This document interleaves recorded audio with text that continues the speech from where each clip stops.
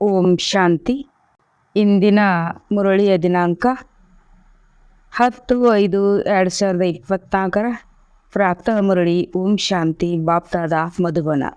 ಮಧುರ ಮಕ್ಕಳೇ, ತಂದೆಯ ಸಮಾನ್ ದಯಾಹೃದಿಯಾಗಿ, ದಯಾಹೃದಿ ಮಕ್ಕಳೇ ಎಲ್ಲರನ್ನೂ ದುಃಖದಿಂದ ಬಿಡಿಸಿ ಪತಿತರಿಂದ ಪಾವನ ಮಾಡುವ ಸೇವೆ ಮಾಡುತ್ತಾರೆ. ತಂದೆ ಸಮಾನ್ ದಯಾಹೃದಯರಾಗಿರಿ. ದಯಾಹೃದಯ ಮಕ್ಕಳೇ ಎಲ್ಲರನ್ನೂ ದುಃಖದಿಂದ ಬಿಡಿಸಿ ಪತಿತರಿಂದ ಪಾವನ ಮಾಡುವ ಸೇವೆ ಮಾಡುತ್ತಾರೆ.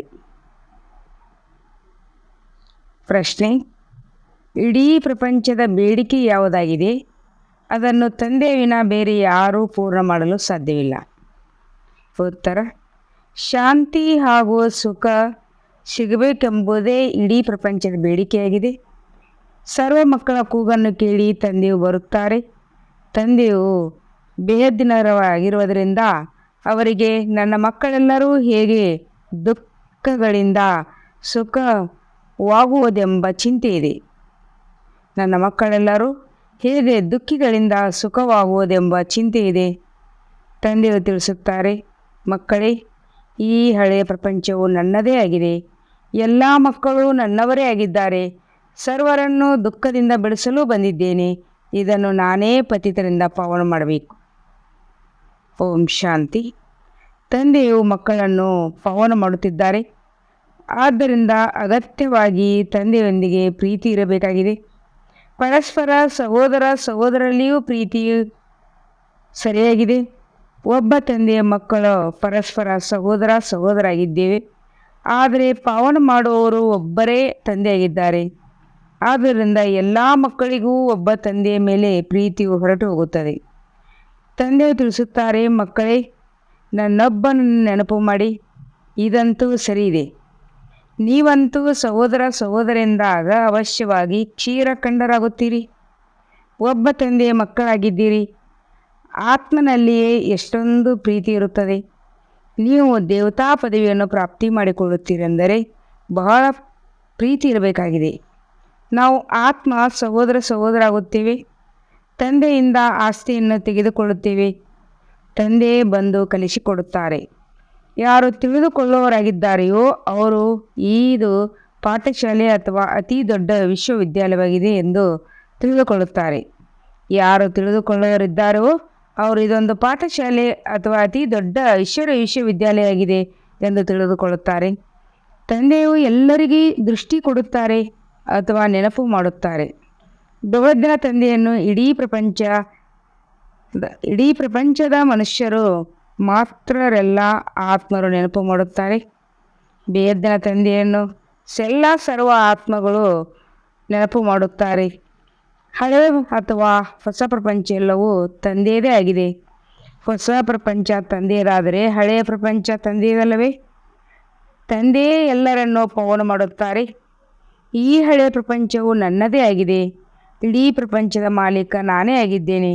ಬಲೆ ನಾನು ಹೊಸ ಪ್ರಪಂಚದಲ್ಲಿ ರಾಜ್ಯಭಾರ ಮಾಡುವುದಿಲ್ಲ, ಆದರೆ ಅದು ನನ್ನದಾಗಿದೆ.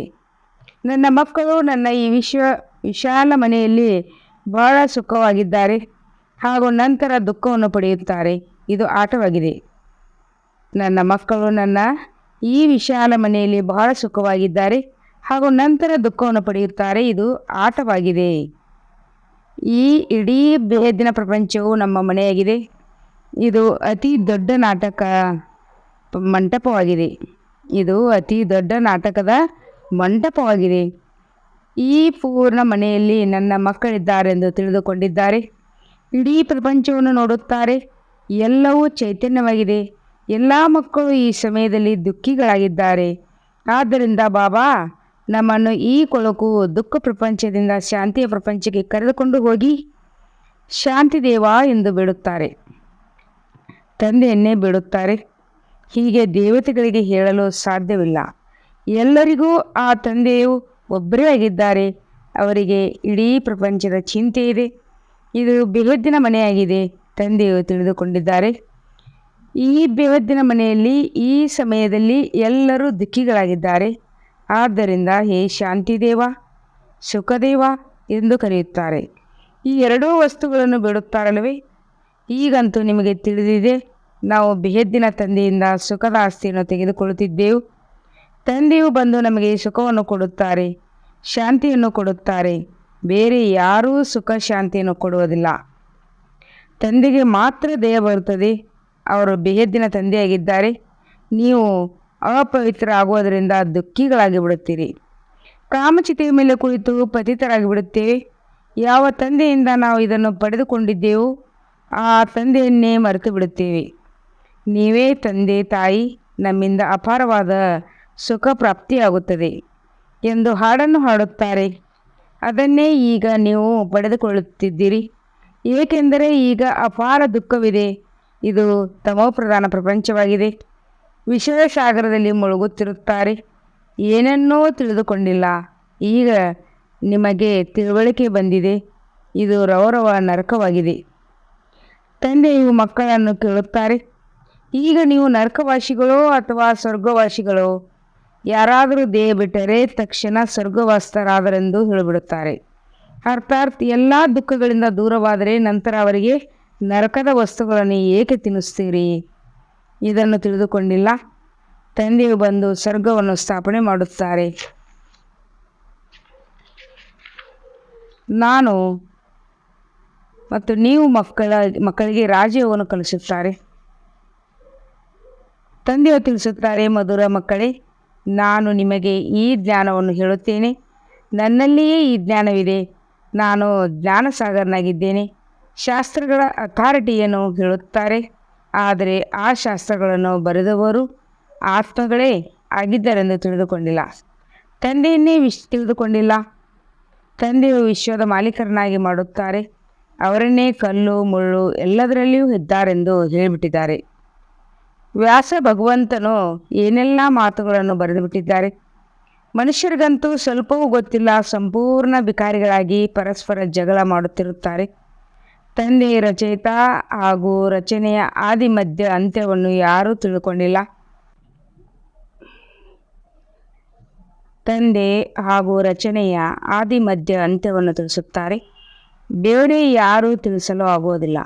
ನೀವು ಯಾರನ್ನಾದರೂ ಕೇಳಿ, ಯಾರನ್ನು ನೀವು ಈಶ್ವರ ಭಗವಾನ್ ರಚಯಿತ ಎಂದು ಹೇಳುತ್ತೀರಿ? ಅವರನ್ನು ನೀವು ತಿಳಿದುಕೊಂಡಿದ್ದೀರಾ?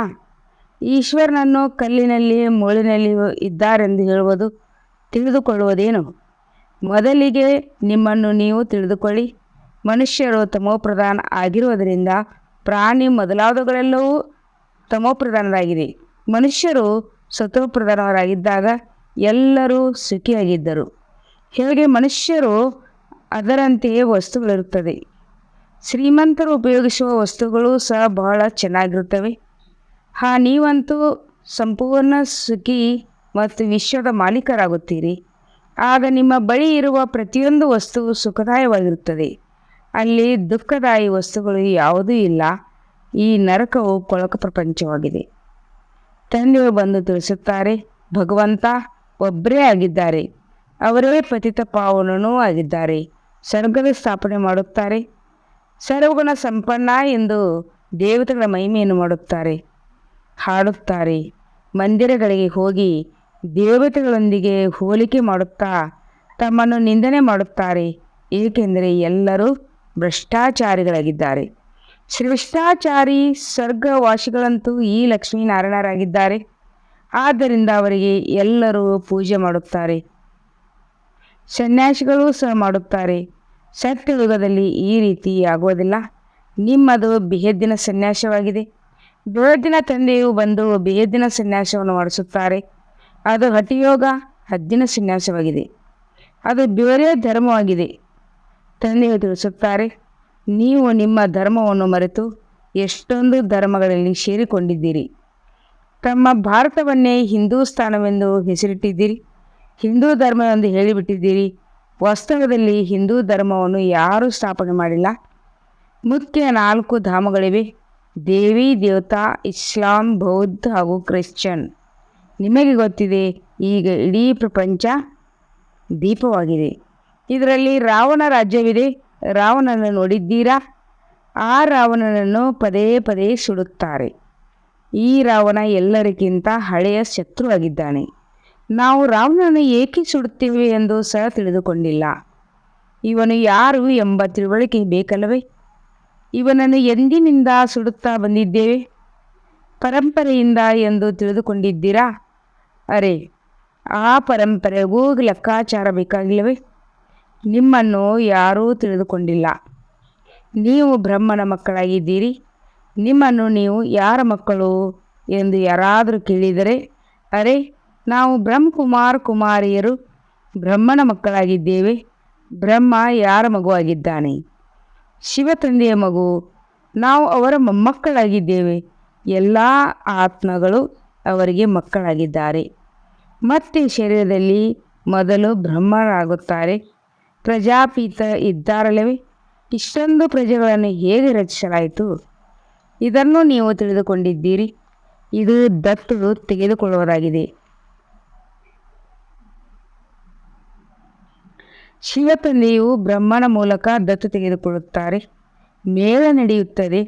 ವಾಸ್ತವದಲ್ಲಿ ಈ ಮೇಳ ಎಲ್ಲಿ ಬ್ರಹ್ಮಪುತ್ರ ನದಿ, ದೊಡ್ಡ ನದಿಯು ಸಾಗರದಲ್ಲಿ ಹೋಗಿ ಸೇರುತ್ತದೆಯೋ ಅಲ್ಲಿ ನಡೆಯಬೇಕಾಗಿದೆ. ಆ ಸಂಗಮದಲ್ಲಿ ಮೇಳ ನಡೆಯಬೇಕಾಗಿದೆ. ಈ ಮೇಳವು ಇಲ್ಲಿದೆ. ಬ್ರಹ್ಮರವರು ಸಹ ಕುಳಿತಿದ್ದಾರೆ. ಅವರು ನಮ್ಮ ತಂದೆಯಾಗಿದ್ದಾರೆ ಹಾಗೂ ಕಿರಿಯ ತಾಯಿ ಇವರೇ ಬ್ರಹ್ಮ ಆಗಿದ್ದಾರೆ. ನಿಮಗೆ ತಿಳಿದಿದೆ. ಆದರೆ ಪುರುಷನಾಗುವುದರಿಂದ ಮಮ್ಮಾರವರನ್ನು ಮಾತೆಯರ ಪಾಲನೆಗಾಗಿ ನಿಮಿತ್ತ ಮಾಡಲಾಯಿತು. ತಂದೆ ತಿಳಿಸುತ್ತಾರೆ, ನಾನು ನಿಮಗೆ ಸದ್ಗತಿ ಕೊಡುತ್ತೇನೆ. ಈ ದೇವತೆಗಳು ಡಬಲ್ ಹಿಂಸಕರಾಗಿರುತ್ತಾರೆ, ಏಕೆಂದರೆ ಅಲ್ಲಿ ರಾವಣನಿರುವುದಿಲ್ಲವೆಂದು ನಿಮಗೆ ತಿಳಿದಿದೆ. ಭಕ್ತಿಯು ರಾತ್ರಿಯಾಗಿದೆ, ಜ್ಞಾನವು ಹಗಲಾಗಿದೆ. ಜ್ಞಾನಸಾಗರ ತಂದೆಯು ಒಬ್ಬರೇ ಆಗಿದ್ದಾರೆ. ಅವರಿಗಾಗಿ ಸರ್ವವ್ಯಾಪಿ ಎಂದು ಹೇಳಿಬಿಟ್ಟಿದ್ದಾರೆ. ತಂದೆಯೇ ಬಂದು ಮಕ್ಕಳಿಗೆ ತಿಳಿಸುತ್ತಾರೆ. ಶ್ರೀ ಭಗವಾನ್ ವಾಚ್ ಇದೆಯಲ್ಲವೇ? ಶಿವ ಜಯಂತಿಯನ್ನು ಆಚರಿಸುತ್ತಾರೆ. ಅವಶ್ಯವಾಗಿ ಅವರು ಯಾರಲ್ಲಿಯಾದರೂ ಬರುತ್ತಾರೆ. ನಾನು ಪ್ರಕೃತಿಯ ಆಧಾರ ತೆಗೆದುಕೊಳ್ಳಬೇಕಾಗುತ್ತದೆ ಎಂದು ಹೇಳಿದ್ದಾರೆ. ನಾನು ಯಾವುದೇ ಚಿಕ್ಕ ಮಗುವಿನ ಆಧಾರವನ್ನು ತೆಗೆದುಕೊಳ್ಳುವುದಿಲ್ಲ. ಕೃಷ್ಣ ಮಗುವಾಗಿದ್ದಾನೆ ಅಲ್ಲವೇ? ನಾನಂತೂ ಕೃಷ್ಣನ ಅನೇಕ ಜನ್ಮಗಳ ಅಂತ್ಯದಲ್ಲಿ ಅದರಲ್ಲಿ ಅವರ ವಾನಪ್ರಸ್ಥ ಸ್ಥಿತಿಯಲ್ಲಿ ಪ್ರವೇಶ ಮಾಡುತ್ತೇನೆ. ವಾನಪ್ರಸ್ಥ ಸ್ಥಿತಿಯ ನಂತರ ಮನುಷ್ಯರು ಭಗವಂತನನ್ನು ಸ್ಮರಿಸುತ್ತಾರೆ. ಆದರೆ ಭಗವಂತನನ್ನೇ ಯಥಾರ್ಥವಾಗಿ ಯಾರೂ ತಿಳಿದುಕೊಂಡಿಲ್ಲ. ಆದ್ದರಿಂದ ತಂದೆಯು ತಿಳಿಸುತ್ತಾರೆ, ಯದಾಯಿ ನಾನು ಭಾರತದಲ್ಲೇ ಬರುತ್ತೇನೆ. ಭಾರತದ ಮಹಿಮೆ ಅಪರಂಪಾರವಾಗಿದೆ. ಮನುಷ್ಯರನ್ನು ನೋಡಿ ಎಷ್ಟೊಂದು ದೇಹದ ಅಹಂಕಾರವಿದೆ. ನಾನು ಇಂಥವನಾಗಿದ್ದೇನೆ, ನಾನು ಇದಾಗಿದ್ದೇನೆ. ತಂದೆಯು ಬಂದು ನಿಮ್ಮನ್ನು ದೇಹಿ ಅಭಿಮಾನಿಯನ್ನಾಗಿ ಮಾಡುತ್ತಾರೆ. ಮಧುರಾತಿ ಮಧುರ ಆತ್ಮಿಕ ಮಕ್ಕಳಿಗೆ ಆತ್ಮಿಕ ತಂದೆಯು ಕುಳಿತು ಎಲ್ಲ ರಹಸ್ಯಗಳನ್ನು ತಿಳಿಸುತ್ತಾರೆ. ಇದು ಹಳೆಯ ಪ್ರಪಂಚವಾಗಿದೆ. ಸತ್ಯಯುಗ ಹೊಸ ಪ್ರಪಂಚವಾಗಿದೆ. ಸತ್ಯಯುಗದಲ್ಲಿ ಆದಿ ಸನಾತನ ದೇವಿ ದೇವತಾ ಧರ್ಮವಿತ್ತು. ಇದು 5,000 ವರ್ಷಗಳ ಮಾತಾಗಿದೆ. ಆದರೆ ಶಾಸ್ತ್ರಗಳಲ್ಲಿ ವ್ಯಾಸನ ಹೆಸರನ್ನು ಬರೆದು ಕಲ್ಪದ ಆಯುಷ್ಯನ್ನು ಲಕ್ಷಾಂತರ ಸಾವಿರಾರು ವರ್ಷಗಳೆಂದು ಹೇಳಿಬಿಟ್ಟಿದ್ದಾರೆ. ವಾಸ್ತವದಲ್ಲಿ ಕಲ್ಪದ ಆಯುಷ್ಯ 5,000 ವರ್ಷಗಳಿವೆ. ಮನುಷ್ಯರು ಸಂಪೂರ್ಣ ಅಜ್ಞಾನದ ಕುಂಭಕರ್ಣದ ನಿದ್ರೆಯಲ್ಲಿ ಮಲಗಿದ್ದಾರೆ. ಈಗ ಈ ನಿಮ್ಮ ಮಾತುಗಳನ್ನು ಯಾರಾದರೂ ಕೇಳಿದರೆ ತಿಳಿದುಕೊಳ್ಳಲು ಆಗುವುದಿಲ್ಲ. ಆದ್ದರಿಂದ ತಂದೆ ತಿಳಿಸುತ್ತಾರೆ, ನಾನು ನನ್ನ ಮಕ್ಕಳೊಂದಿಗೆ ಮಾತನಾಡುತ್ತೇನೆ. ಭಕ್ತಿಯನ್ನೂ ಸಹ ನೀವೇ ಆರಂಭಿಸುತ್ತಿದ್ದೀರಿ. ತಮಗೆ ತಾವೇ ನಷ್ಟವೆಂದು ಮಾಡಿಕೊಂಡಿದ್ದೀರಿ. ತಂದೆಯು ನಿಮ್ಮನ್ನು ಪೂಜ್ಯರನ್ನಾಗಿ ಮಾಡಿದರು. ನಂತರ ನೀವು ಪೂಜಾರಿಯಾಗಿ ಬಿಡುತ್ತೀರಿ. ಇದು ಸಹ ಆಟವಾಗಿದೆ. ಕೆಲವು ಮನುಷ್ಯ ಮೃದುವಾಗಿರುವುದರಿಂದ ಆಟವನ್ನು ನೋಡುತ್ತಾ ಅಳುವುದಕ್ಕೆ ಪ್ರಾರಂಭಿಸುತ್ತಾರೆ. ತಂದೆಯು ತಿಳಿಸುತ್ತಾರೆ, ಯಾರು ಅಳುತ್ತಾರೆಯೋ ಅವರು ಕಳೆದುಕೊಳ್ಳುತ್ತಾರೆ. ಸತ್ಯಯುಗದಲ್ಲಿ ಅಳುವ ಮಾತು ಇರುವುದಿಲ್ಲ. ಅಳಬಾರದೆಂದು ತಂದೆಯು ಈ ರೀತಿ ಇಲ್ಲಿ ತಿಳಿಸುತ್ತಾರೆ. ದ್ವಾಪರ ಕಲಿಯುಗದಲ್ಲಿ ಅಳುತ್ತಾರೆ. ಸತ್ಯುಗದಲ್ಲಿ ಎಂದಿಗೂ ಅಳುವುದಿಲ್ಲ. ಅಂತ್ಯದಲ್ಲಿ ಯಾರಿಗೂ ದುಃಖ ಅಳಲು ಸಮಯ ಅವಕಾಶ ಇರುವುದಿಲ್ಲ. ಆಕಸ್ಮಿಕವಾಗಿ ಸಾಯುತ್ತಿರುತ್ತಾರೆ. ಅಯ್ಯೋ ರಾಮ ಎಂದು ಸಹ ಹೇಳಲು ಆಗುವುದಿಲ್ಲ. ವಿನಾಶ ಈ ರೀತಿಯಾಗಿರುತ್ತದೆ. ಸ್ವಲ್ಪವೂ ದುಃಖಿಯಾಗುವುದಿಲ್ಲ, ಏಕೆಂದರೆ ಆಸ್ಪತ್ರೆ ಮೊದಲಾದವುಗಳು ಇರುವುದಿಲ್ಲ. ಆದ್ದರಿಂದ ಅಂಥ ವಸ್ತುಗಳನ್ನೇ ಮಾಡುತ್ತಿರುತ್ತಾರೆ. ತಂದೆಯು ತಿಳಿಸುತ್ತಾರೆ, ರಾವಣನ ಮೇಲೆ ಜಯ ಗಳಿಸಲು ನಿಮ್ಮ ಮಂಗಗಳ ಸೈನ್ಯವನ್ನು ನಾನು ತೆಗೆದುಕೊಳ್ಳುತ್ತೇನೆ. ಈಗ ನಿಮಗೆ ತಂದೆಯು ರಾವಣನ ಮೇಲೆ ಹೇಗೆ ವಿಜಯಗಳಾಗಬೇಕೆಂದು ಮಾತುಗಳಾಗಿವೆ. ಭಗವಾನ್ ವಾಚ್.